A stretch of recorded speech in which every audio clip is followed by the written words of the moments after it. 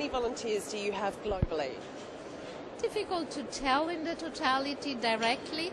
We have close to 8,000 assignments to the field every year, volunteers who work in the context of United Nations operations and programs. We have more than 5,000 volunteers who do so online on a yearly basis, and then there are thousands and thousands of volunteers whom we mobilize through our projects. Okay, so what does an online volunteer do? An online volunteer provides support to developing countries' governments or NGOs by doing so through the internet rather than being fielded into and staying in the country where the need is expressed. Just to give you an example, we started a few years ago, and this form of volunteering was taking essentially the form of translations.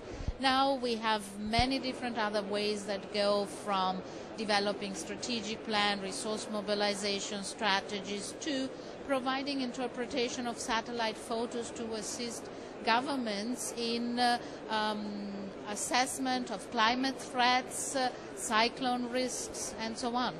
Okay, so where are all of your volunteers based? We are in roughly over 130 countries, all developing countries, and our volunteers typically are serving in peacekeeping missions. In fact, 1/3 of the civilian personnel in peacekeeping mission typically are volunteers. They serve in humanitarian response activities, including in refugee camps with the United Nations High Commissioner for Refugees, and they work in development programs with all the various United Nations agencies of the system in activities that go from community-based rural development to education, health, and increasingly we are active in the environment with many volunteers being fielded to support community-based adaptation to climate change. Okay, so what's the value of volunteering?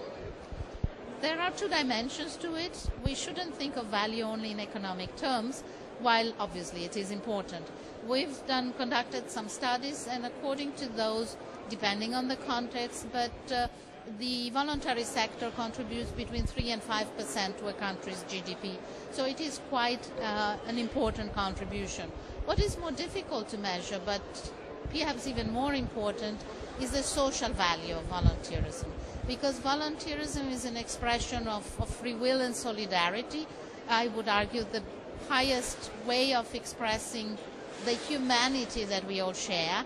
It has an important role in stabilizing societies, in building trust between society and authorities, and certainly in countries that are coming out of conflict, building hope. Okay.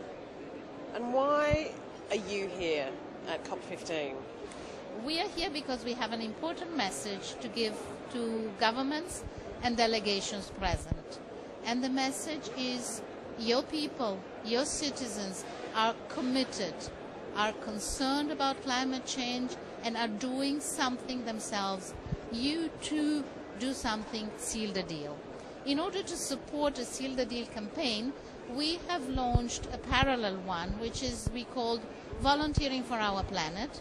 We set up a website, and we invited everyone to tell us how many hours they were volunteering to protect the environment, to promote environmental education, to introduce lifestyle changes in their everyday life that had a positive impact on the environment.